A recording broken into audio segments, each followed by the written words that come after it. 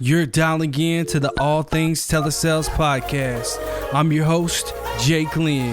If the phone is your weapon, this is your podcast. We're changing the perception of telesales. We're a tribe of telesales professionals who believe in compassion before commission.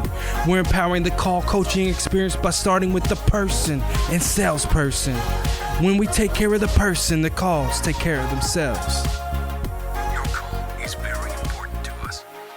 All right, welcome back, Telesales Beast. I've got Judi Glova. She's actually been on the podcast before, and it was a title in which I've used. You may have heard me say it a million times. Connection is currency. Welcome back to the show, Judi Glova. How are you? Oh, thank you, Jake, for having me. It's an honor and a privilege to be speaking to you and to your audience today. Thank you. Awesome. Yeah, it's great to have you here. So what's been new since we last talked? What's been going on? Oh my gosh. Well, I've just been noticing, obviously, with, the current state of things, people are really under stress. And one of the things that happens is that we have a lot of energy drains. And some of those things kind of lock up our brain, so we have brain fog. So a lot of what I want to talk about today are like, what are those 3 habits that we can stop doing so that we can really unlock the potential in our brains to really be productive? So that's kind of what's been going on for me lately, is really helping executives and leaders, really help them get into a place where they can just be more productive. Right. Awesome. It's no coincidence when you asked me if I've been busy. I said I've been productive earlier. Well, cool. Then you probably don't have these 3 bad habits we're going to talk about. So we'll find them for sure. Yeah, I don't know. Maybe you have to walk me through so maybe I can identify. It might be a free coaching call for me today. Let's dive in. There we go. Let's dive in for sure. I love it. Yeah. So tell me more about it. Yeah. So the one thing that I really want to I've mentioned to everybody is, we all have our superpowers and our kryptonite. And sometimes, our superpowers are the things that everybody knows about us. Like whenever they give us feedback, it's the same things. It's like, oh, you're great at this, you're great at that. However, as leaders, we also need to be aware that those superpowers become kryptonite when we overuse them. So some of the times you really have to get a sense as to what your leadership style is. And, even though people have been giving you feedback, you may not know your blind spots.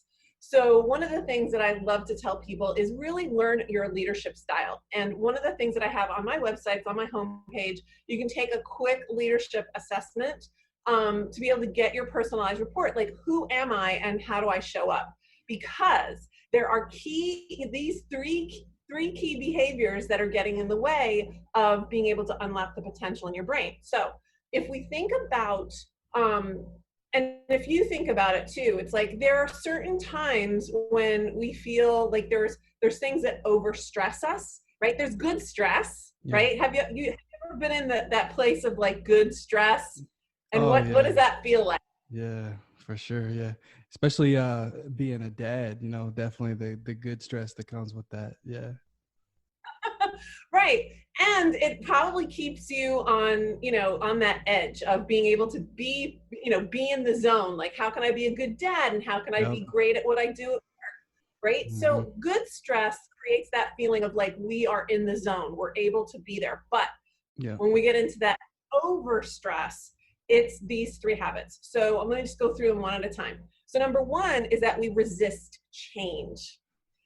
A lot of us hold on to, the past of how things were, like before COVID, right? Yeah, I don't know about you.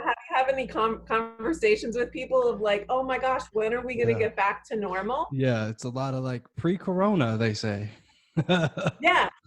So now it's like PC versus BC. Before Christ, now it's pre-corona, PC.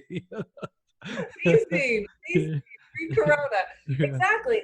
And some people are, they hold on to the past. Yeah. And what happens is that, that really locks up our brain because, we're not able to shift into the what is. We're constantly trying to think about, what was and how do I get back to what was, and that can drain our energy throughout the day. So that's number 1. And I think also, we are, as human beings, we're meaning machines. We make up stories. So in order to motivate ourselves, we have to have either a positive story, or sometimes we have those self-defeating stories.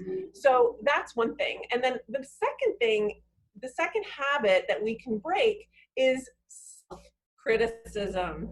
Oh I don't yeah. know about you, right? So here's a quick story. So I do leadership training and development for the past 16 years for the Center for Creative Leadership. And these are, a collection of executives from around the world. There are people that fly in from Europe, from Asia, like all over. Yeah. And invariably, I ask people sometime throughout the training program, so, like on a scale from 1 to 10, like how loud is your inner critic, right? And there are people that are like, oh my gosh, I'm totally a 10. Like that's what drives me. That's what makes me good. And that's one of those superpowers. It's like some people think that by berating themselves that they actually become better. And in some ways, it probably did help them get that competitive edge. But at some point, it becomes a kryptonite.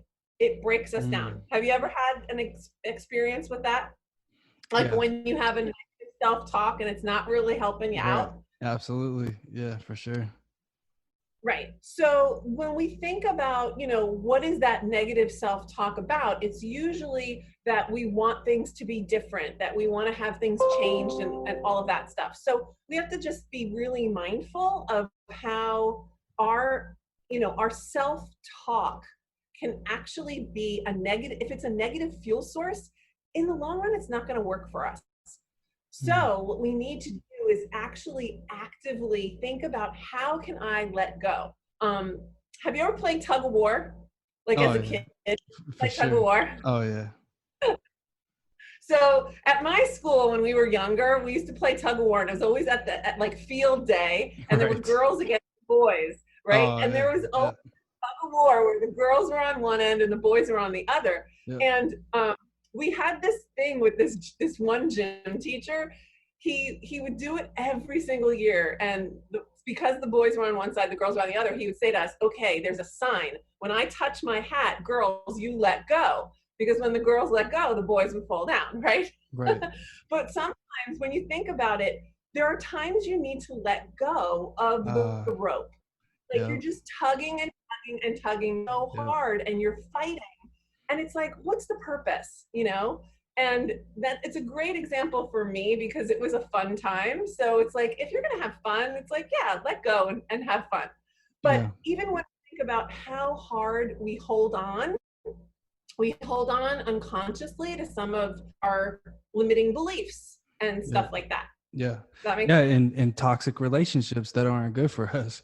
Yeah. Or that aren't like, we're not of service and they're not serving us. Is like, we're holding on to stuff that we shouldn't be holding on to. Yeah. Absolutely. Absolutely. And when you think about it, so if you actually have a pen handy, I have a marker handy. If you think about, all right, cool. So if you think about it, your hand is your consciousness or your gut.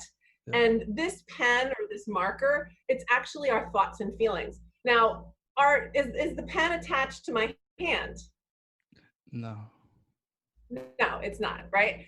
So if you think about it, we can roll with our thoughts and our feelings. And especially little kids. Have you ever noticed if a kid is really pissed off and, they're angry, and like in the next minute you're like, hey, there's ice cream. And they're like, oh, I like you again, right? Yeah. That's for us, little kids are taught, like, they just let go.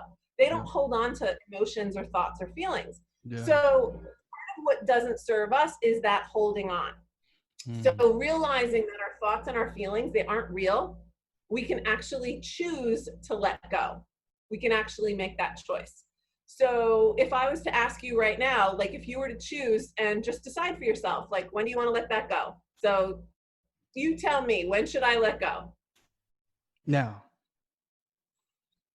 Okay. That's as easy as a decision, but we think it's hard to let go. But it's really a decision of when you want to let go of something. So that's the self-criticism. How can you let go of that so that you're unlocking your brain to be able to be more present with people? Um, have you ever been told, like I've been told this, that I like was too much in my head? Oh Did yeah. you ever get that? Yeah, you overthink everything. You're too much in your head. Yeah. Right. So that's the third habit. The third habit is overthinking. And someone did this research, and I have to tell you, I have no idea who would have done this research, but there's research that says that we have on an average day between 8,000 and 80,000 thoughts and feelings a Mm. day. Wow. Okay. We only hold on to like one or two or three. And those are the ones that kind of spin around in our head. Like, when you're trying to go to sleep at night and you can't because your mind won't shut up. Have you ever Yeah. had that? Yeah. Right. So that's exactly what it is. It's like we're holding on to these thoughts and feelings, and we don't allow ourselves to just be free of it. And if you think about think about your kids, it's like they actually are naturally free.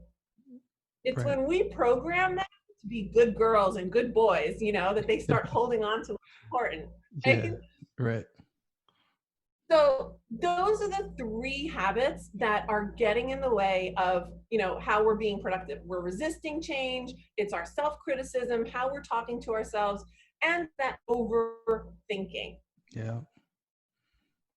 So when you think about, what is the best way that you can, how you can potentially utilize, because I know we said we would give you a self-assessment. All right. So are these Right. things actually going to help you in your day to day? Right. Yeah, absolutely. Yeah. And you had mentioned you know, brain fog. You kind of preface it with, they're in brain fog.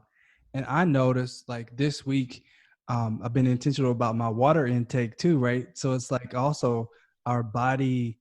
Yeah, exactly. So I got like this whole gallon jug.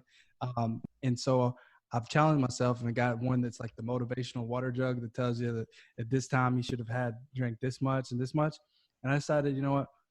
My wife and I are both doing it and she feels way better and then I'm feeling way better. And I'm like, my gosh, I know when I'm not and I'm feeling dehydrated, I got brain fog and stuff like that going on. And Oh so my gosh. taking care of yourself is just equally important to all these things you just talked about.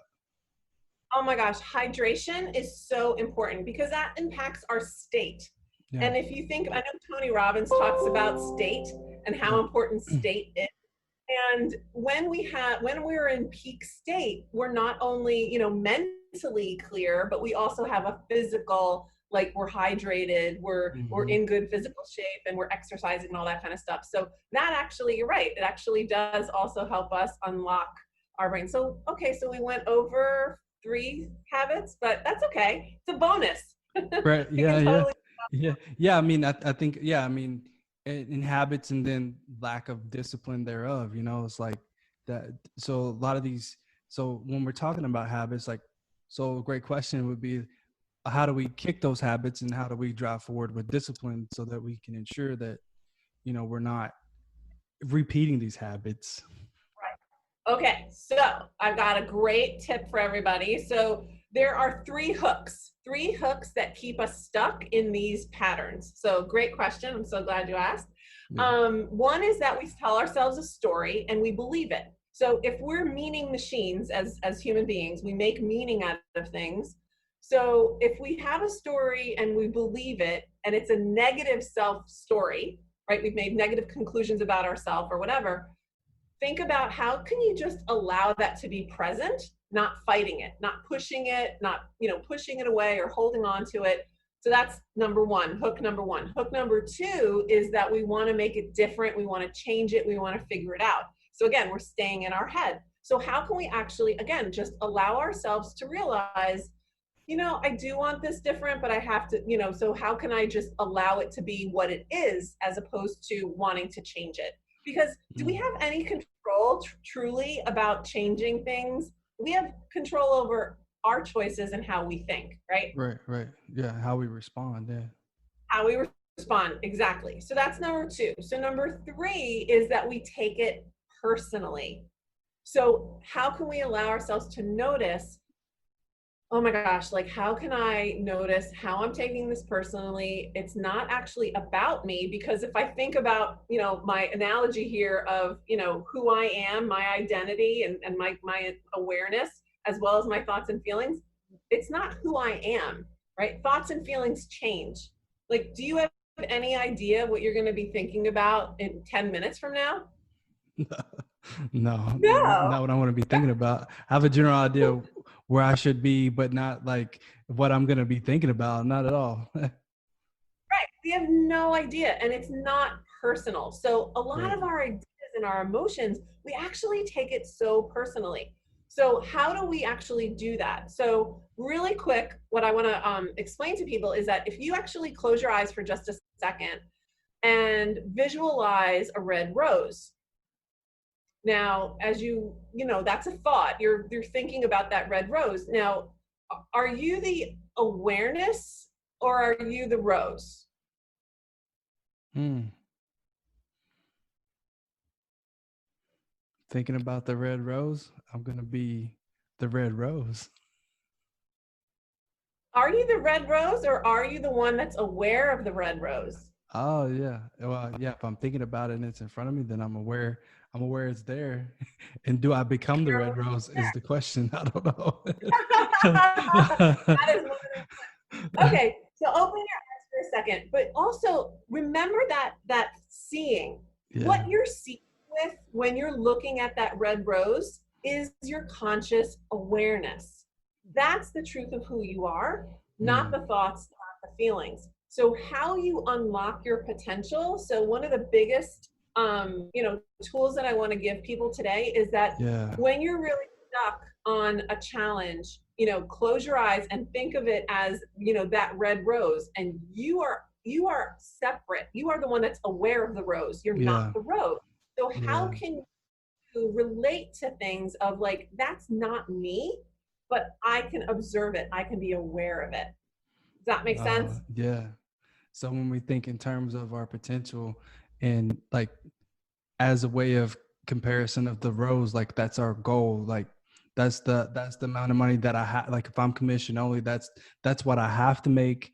And this is my goal. And so then so it's a great way of actually, if you think about it, it's a great way of emotionally detaching yourself from an outcome so you can focus on your potential to get there. I love it. Exactly. Yeah. Exactly. Oh my God, Yeah. you're brilliant. Yes, Yeah. awesome. Because we don't want to have attachment or aversion to a Yes. goal. So we don't want to get hooked on those Uh, three things. We I don't want love to it. have Yeah. a story. We don't want to have it, we don't want to change it or fix it or do something with it. And we don't want to have to take it personally. So if you have that goal, that's your rose, and you can be not attached to it, not be afraid of it or be holding on to it for dear life, like I have to make that, I have to make my numbers. Yeah. There's such a way of being able to hold yourself so you unlock and you're able Mm. to get to your full potential. Yeah, I love it. Yeah. Yeah, it's great. So I never had it illustrated that way, but I love it. It's really to enjoy the journey of that, to get there, to yeah. achieve that goal. So to really just take a moment and just embrace that having that awareness, that mindfulness. And when you're really stressed out and you're feeling like it's so personal, like all your problems and all that pressure is so personal and it's all about you, you can actually have that new perspective of like, no, I'm actually the awareness of that rose. And the awareness of the rose doesn't actually have a feeling, an opinion, or any need for that rose to be any different than the way it is. Yeah, exactly. Yeah, like I'm thinking in terms of especially sales professionals with that quota. It's like that if Oh, really stressing yourself out, like worrying is like a rocking chair. It keeps you busy, but it doesn't get you anywhere. It's you can't sit there and worry and yes, stress yourself out about it. that is That is absolutely spot on. Absolutely. Yeah. And it takes what, like 10 seconds, right? Just to have that visualization of those and or whatever you would want it to be, right? You can Yeah. make it a great sports car or, whatever that liquid, that visual Yeah. or that goal, right? It could be the magic number that you've got to make each month. For Right. sure. Yeah, for sure. Yeah. It definitely that'll help a lot of people, especially in this time. It's great because it's a lot of good insight. 'Cause a lot of people are worrying and stressed out right now. And what um, what are some things that that you imagine during this pandemic and everything that you've been working on and focus on? What are some things that you've had going on over the last couple months? Yeah, I mean, I would say what you just talked about was having Yeah. my monthly number, right? It's like, Yeah. how do I that number? And what's interesting, I'll share what I do with it. So I have this goal, and it's the question of how can I receive at least, X amount of dollars each month in income Yeah. and enjoy what I'm doing. So Sure. that's my goal. That's actually how I phrase my goal. And I'm looking at it because it's on my computer. It's Yeah. it's staring at me all day long. But the Yeah. thing is, it's like I asked that question of how can I? So I'm not being attached to it. I'm not pushing away from it. And I can release anything Hmm. that feels like it's in the way. Like if I have some kind of thought, I can be like, okay, let me imagine, whatever that thought is, and how can I be the awareness of it and not that thought and get myself unhooked Yeah. from whatever negative stuff is going on, any Hmm. brain fog that's happening. Yeah, it helps clear it out. So yeah, so that's my own personal giving Right. you an inside skinny on Yeah. You're a how practitioner of everything you're talking about. So I doing that, have you found like what are some challenges that you personally have had to overcome these last couple months with everything going on?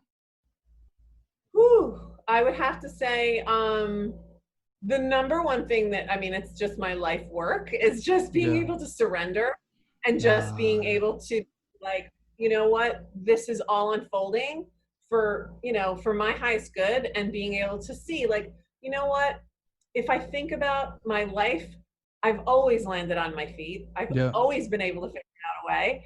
So It's good. I focus on, put it this way, people focus on what they don't have as Hmm. opposed to what they do have Well, it could have. Yeah. or could have. Yeah. Exactly. So, and part of what I do too with my clients is I work with them on, like, I'm glad you're asking me this question, like, what specifically is it that I do? I actually customize releases. They're like guided interactive meditations. And I walk them through those three questions of, could you allow yourself to notice what's the story? Could you allow yourself to notice the story? Could you allow yourself to notice any wanting to change it, fix it? Can you allow yourself to notice any sense of it being personal about you, who you are? So I work one-on-one with people to be able to come with their own customized like thing that they need to get over, to be able to help them break through. And Mm. people find the most amazing breakthroughs, and being able to let go of stuff that they're holding on to. So that's one of the Wow. that I love to do the most. Yeah. Yeah. That's awesome. I love that. Yeah. so, And so if somebody's everything that you just said, if they feel like that could be of value to them, where will they be able to find you? They can come to judiglova.com/schedule/ and they can schedule a 30-minute call with me. And I would love to walk them through a personal, release to help them figure out like, what is it that I need to let go of? What's that limiting belief? Then we can even, doing as a Zoom call, you can always Yeah. record it and people can have it as, Yeah. my personal them. So yeah, it's something that I would love to make available for your audience, because especially, people that have sales goals and all that kind of stuff, we Absolutely. all have limiting beliefs that we can let go of. Yeah. Yeah, for sure. Yeah. And you definitely got my vote for sure. So I highly recommend anybody, because I had that epiphany. Um, Maybe I was wrestling with something because I thought like when you asked me about the rose, am I the rose? I'm like, I'm the rose, like give me that rose. So like Because we we're all so struggle. attached to it. Yeah. Yeah, that's real. All right, so I want to make one last point because you brought that up. Yeah. So if we think about it, when we're little, we're told, oh, you're sad, oh, you're mad, because you become the feeling. So often we think that we are the pen. We think we are the thought and the feeling, and we're not. It's actually separate from us. We're not attached to it.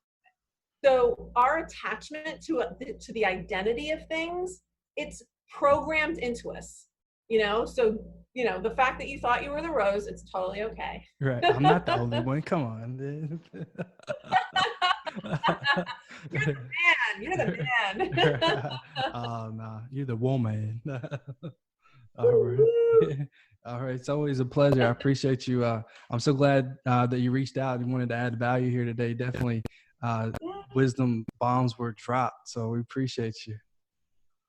Awesome. Thanks, Jake. It's always a pleasure to be here with you too. Thanks. Visit allthingstelesales.com for additional resources that can help you drive more revenue. Did you like today's episode? If so, subscribe so next week's episode will be available for you. And if you really like today's episode, leave a 5-star review. It's a good way to get the word out there. And if not, check out another episode. Maybe then you'll be able to rate the show 5 stars. Anyone you'd like to hear from on the show, send an email to podcast@allthingstelesales.com. I'd love to hear from you. Don't threaten me with a good time. This episode was off the hook.